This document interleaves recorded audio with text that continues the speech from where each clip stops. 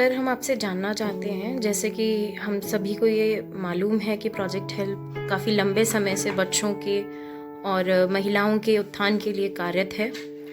तो हम आपसे ये पूछना चाह रहे हैं, जैसे कि आजकल की आप घटनाक्रम को देखते जा रहे होंगे कि अभी जैसे हाथरस में एक रेप कांड हुआ, वो युवती की डेथ हो चुकी है। इस बारे में आप कुछ हमसे कहना चाहेंगे? देखिए, ये अपने आप में बहुत ही दुखद और निंदनीय घटना है।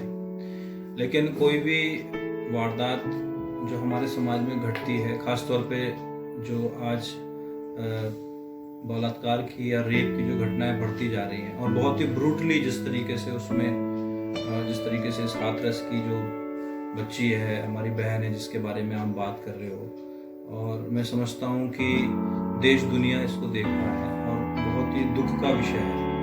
पर इसमें खाली निंदा कर देने से कुछ नहीं होगा, क्योंकि हमारे समाज की एक सबसे बड़ी विडंबना ये है कि कुछ भी बड़े से बड़ा ऐसा जानवरों जैसा व्यवहार हो जाता है और हम खाली निंदा वाली बातें कर देते हैं। हम उन बातों की तरफ ज़्यादा दौड़ते हैं जिन बातों से समाज को कोई फ़ायदा नहीं। ये बच्चे, ये बच्चियाँ हमारे ही समाज का अंग हैं, ये इसी धरती की पैदाइश हैं।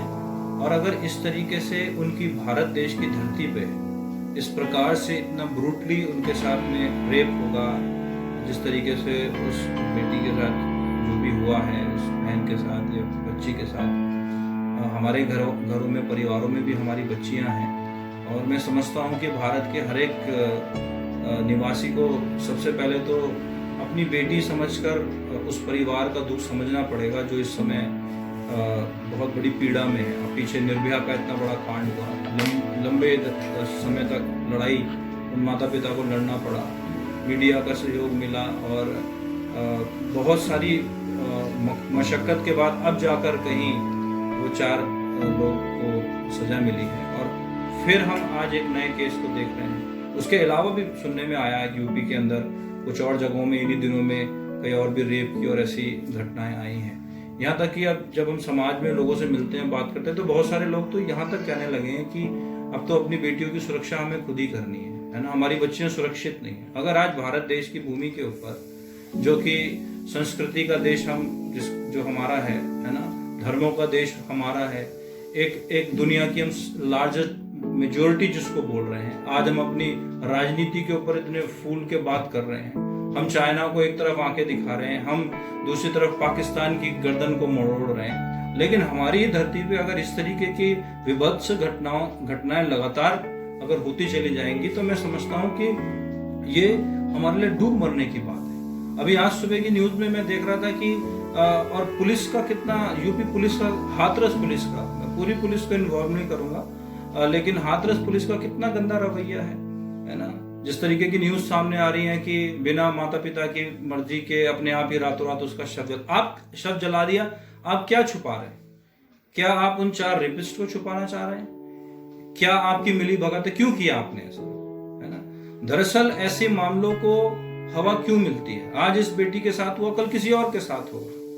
उत्तर प्रदेश में नहीं होगा, भारत के किसी और कोने में होगा। इसका कारण ये है कि जो कानून के रखवाले हैं वो खुद जो है रखवाले नहीं रह गए। अगर वो इस तरीके से मुंह देख के करेंगे, किसी का न्याय करेंगे, और जिस तरीके से इस तरीके से किया गया है, ये साफ दिखा रहा है जनता बेवकूफ नहीं है भारत की। वो जानती है कि आप क्या दबाना चाह रहे हैं, क्या छुपाना चाह रहे हैं। छुपेगा नहीं है वो।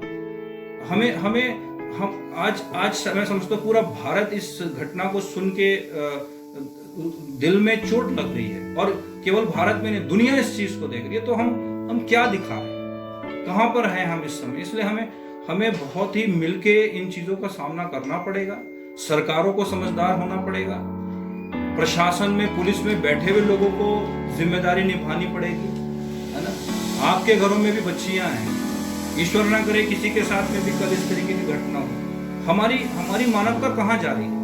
और मैं उन जानवरों के बारे में तो कुछ नहीं कहूँगा। मैं समझता हूँ मेरे घर में जो मैंने डॉग पाला हुआ है वो ज़्यादा अच्छा है बनिस्बत उन 4 लड़के जिन्होंने इस तरीके से उस लड़की की रीढ़ की हड्डी तोड़ रहे हो, जबान काट रहे हो। जानवर भी नहीं करते। मैंने कई बार देखा है, एक दिन मेरे घर के सामने से छोटी बच्ची जा रही थी, एक स्ट्रीट डॉग पहले भौंकता हुआ आया, लेकिन जब उसने उस बच्ची का चिल्लाना देखा वो मुड़ के चला गया। लेकिन आज इंसान जो ईश्वर का बनाया हुआ इंसान है वो बिल्कुल शैतान का रूप बन चुका है। और हमारे भारत भूमि के ऊपर, हमारे देश के अंदर, जिसको हम विश्व गुरु बोल रहे हैं, पूरी दुनिया में जाकर हम फख्र के साथ खड़े होकर कह पा रहे हैं कि आज हमारा देश आगे बढ़ रहा है। लेकिन अगर इस तरीके की घटनाएं हो रही तो ये बहुत ही शर्मनाक है। आपने बिल्कुल सही कहा, प्रोजेक्ट हेल्प हम लोग मिलकर इतने सालों से बच्चियों के उत्थान के लिए, महिलाओं के उत्थान के लिए, एजुकेशन, स्वास्थ्य पे काम कर रहे हैं। लेकिन जब इस तरीके की घटनाएं हम जैसे लोग भी देखते हैं, हमारे जैसे संगठन भी देखते हैं, संस्थाएं भी देखती हैं, हमारा दिल टूट जाता है। मैं धन्यवाद दूंगा कि आज सुबह मैं पढ़ रहा था, देख रहा था फेसबुक पे कि प्रधानमंत्री जी ने इसके ऊपर सख्त एक्शन लिया है और यूपी के मुख्यमंत्री से भी बात की है कि उसके ऊपर वो कार्रवाई करें। और कार्रवाई मैं समझता हूँ जिस तरीके से आंध्र प्रदेश के अंदर हुआ है ना, तुरंत एनकाउंटर किया गया, ये एनकाउंटर के लायक है। मुझे माफ करिए, मैं हमारे भारत के संविधान का हम बहुत ही ज्यादा आदर करते हैं और हम धन्यवाद देते हैं इस बात के लिए कि हमारा संविधान सबसे सर्वोपरि है, सबसे उत्तम संविधान हमारा है ना। लेकिन जिस तरीके से डॉक्टर रेड्डी को इंसाफ मिला आंध्र प्रदेश के अंदर, यूपी के अंदर इस लड़की को इंसाफ मिलना चाहिए। और हमारे देश के हर एक राज्यों में बच्चियों की सुरक्षा, महिलाओं की सुरक्षा के ऊपर हम सबको मिलकर जागरूक होना पड़ेगा, जनता को भी जागरूक होना पड़ेगा और अपनी आवाज को बुलंद हमें करना पड़ेगा। और हमारी जो पुलिसिंग है उसको बहुत सही होना पड़ेगा, ईमानदार होना पड़ेगा। क्योंकि अगर ऐसा नहीं होगा तो आज वो एक छोटे से गांव या छोटे से इलाके की एक गरीब बच्ची के साथ हुआ, कल आपके साथ भी हो सकता है। इसलिए अपनी मानवता को जगाएं। अगर हम वाकई में ईश्वर का भय रखते हैं तो सबसे पहले अपने अंदर की मानवता को, अपने इंसान को हम लोग जगाएं, तभी हम जो है किसी अच्छे भारत की कल्पना कर सकते हैं। अदरवाइज इस तरीके की घटनाओं वाले भारत की कल्पना तो मैं समझता हूँ उन शहीदों ने भी नहीं करी थी जिन्होंने अपनी जानें हंसते हुए उन फांसी के फंदों पे दे दी। इसलिए आइए हमको वो भगत सिंह चाहिए आज के दिन, हमको वो चंद्रशेखर आजाद चाहिए, हमें वो गांधी चाहिए आज के वर्तमान भारत में, जो अपने समाज की रक्षा करे, जो अपनी बेटियों की रक्षा करे, जो अपनी जहां पर एक ऐसा समाज जहां पर हमारी बेटियां, हमारी बच्चियां वो सुरक्षित महसूस कर सकें। तो मैं ईश्वर से हम यही प्रार्थना करेंगे। मैं यही कहना चाहता हूं अंत में कि परमेश्वर ही इस देश में ऐसे लोगों को बुद्धि दे, समझ दे जो इस प्रकार के हैवानियत पे उतर रहे हैं। और मुझे पूरा विश्वास है उत्तर प्रदेश के मुख्यमंत्री और वहां की सरकार सख्त एक्शन लेगी और जल्द से जल्द ये चारों फांसी की फंदी। Thank you.